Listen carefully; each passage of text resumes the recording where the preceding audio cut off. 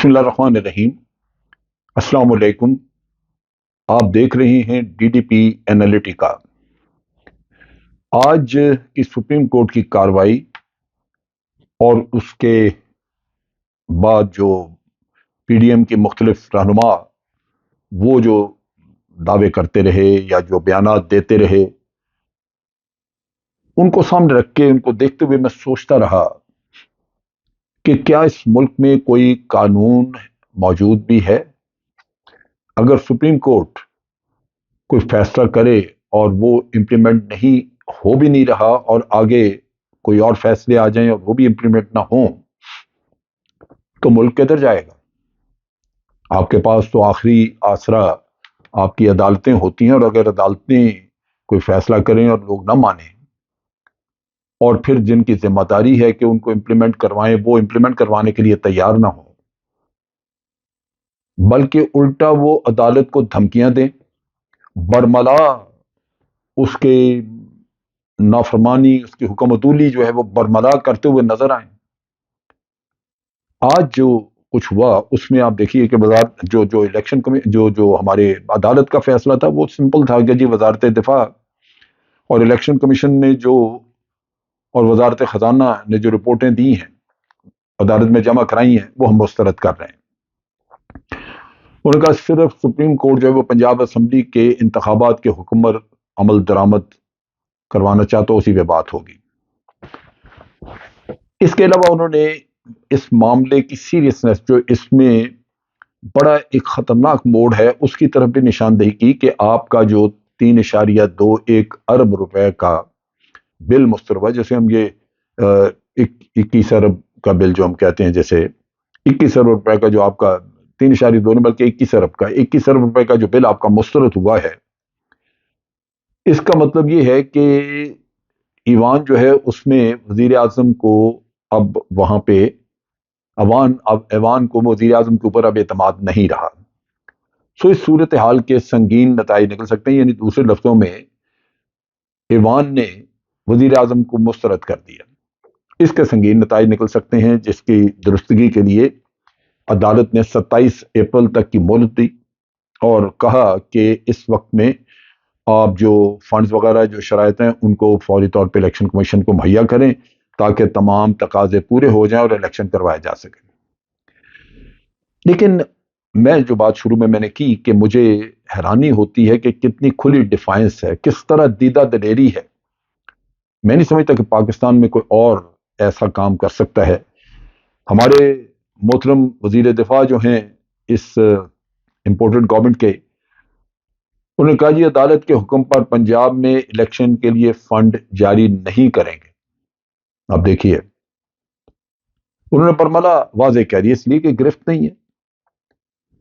پھر بلاول نے کہا کہ جی مذاکرات کی بات ہو رہی ہے اور عدالت ایک مہلت دے رہی ہے، وہ چاہ رہے ہیں کہ بجائے اس کے کہ وزیر اعظم کو نااہل کر دیا جائے، اس سے بہتر ہے کہ یہ لوگ آپس میں مذاکرات کر کے تو ایک ایسی تاریخ طے کر لیں جس کے اوپر الیکشنز ہو سکتے ہیں، تو ہم سب کے اتفاق رائے کو قبول کر لیں گے۔ ورنہ تو اتفاق رائے نہیں ہوتا تو جو پارٹی 90 دن کے اندر الیکشن مانگ رہی ہے، انصاف مانگ رہی ہے، عدالت مجبور ہوگی کہ اس کے حق میں فیصلہ کرے، کیونکہ آئین یہی کچھ کہتا ہے۔ تو بلاول صاحب نے اسٹیٹمنٹ دی کہ جی کوئی بھی بندوق کے زور پر ہم سے مذاکرات نہیں کروا سکتا۔ آپ ذرا امیجن کریں، یہ وہ پارلیمنٹ ہے جس کی پہلی بات کہ یہ نامکمل ہے، اس میں ملک کی سب سے بڑی پولیٹیکل پارٹی نہیں ہے، یہ سب وہ لوگ بیٹھے ہوئے ہیں جو ایک ہی مفاد کے لوگ ہیں۔ یہ پی ڈی ایم میں اتحاد کا واحد نقطہ ایک ہی تھا کہ عمران خان کو نکالنا ہے، کیونکہ وہ سب کی ان کی کرپشن پکڑتا ہے۔ یعنی دوسرے لفظوں میں ان سب نے مل کے اپنی کرپشن بچانے کے لیے ایک اتحاد کیا۔ اس کرپشن کو بچانا ان کا واحد مقصد، تو آتے ہی انہوں نے نیب آرڈیننس کمنٹ کیا۔ اس کے علاوہ ان کی کوئی آپس میں بات ایسی نہیں ہے جو ہم کہیں کہ وہ ایک دوسرے سے ملتی ہے یا ان کا کوئی پروگرام یا منشور ملتا ہے لہذا یہ اکٹھے، وہ چیز نہیں۔ اب انہوں نے سپریم کورٹ کو دباؤ میں لانے کے لیے مختلف ٹیکٹکس استعمال کی۔ ایک تو یہ نافرمانی جو اسٹریٹ اوے کہا کہ جی ہم یہ نہیں کریں گے، وہ نہیں کریں گے۔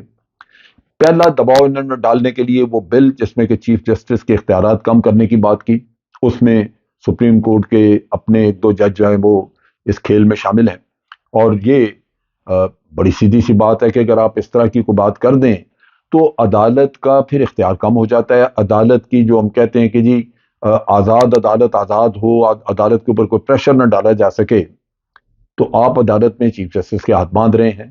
سو پہلا پریشر تو انہوں نے یہ لانے کی پھر آپ نے دیکھا کہ 3 اور 4 والے بینچ کا قصہ کھڑا کر دیا. جب وہ بھی چیف جسٹس نے نہیں مانا تو پھر اس کے بعد کہا جی کہ جو جو جو ان کے پارلیمنٹ میں انہوں نے وہ فائنانس کی قائمہ کمیٹی بنائی ہوئی ہے، وہ اٹھ کھڑی ہوئی کہ جناب چیف جسٹس صاحب اپنے اکاؤنٹ سارے جمع کرائیں، ہم دیکھنا چاہتے ہیں کہ فنڈز کیسے خرچ ہوئے ہیں سپریم کورٹ کے. یہ وہ باتیں ہیں جو کہ کبھی سننے میں نہیں آئیں.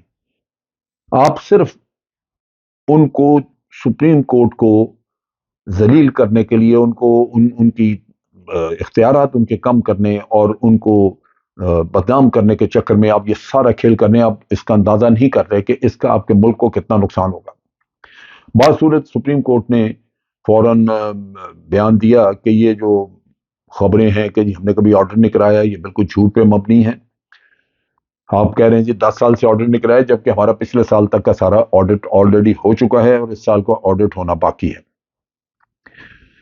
اب پارلیمنٹ جو ہے جس کو کچھ کرنا چاہیے تھا، جو ان کو لوگ اندر جو بیٹھے ان کو شرم آنی چاہیے کہ انہوں نے کیا کچھ نہیں، وہ یہ ہے کہ ان لوگوں کے ہوتے ہوئے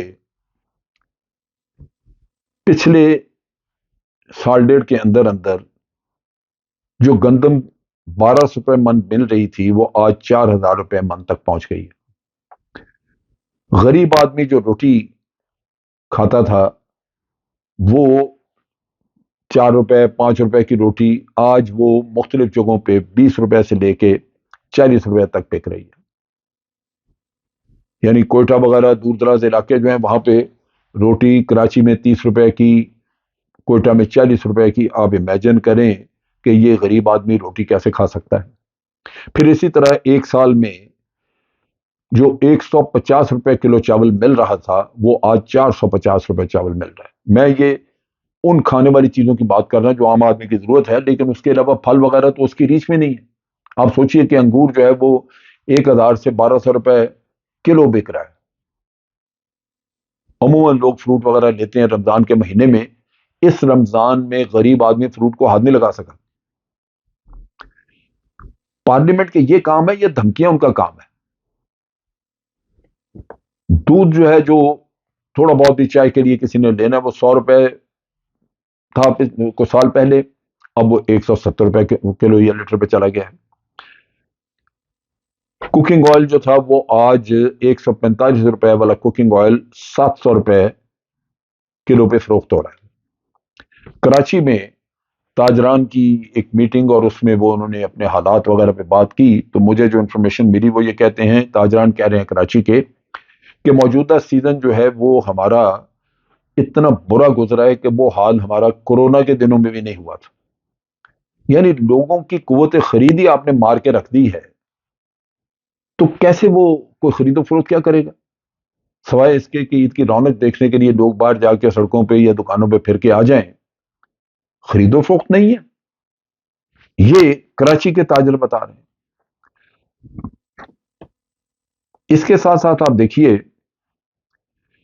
ہیومن رائٹس کی وائلیشنز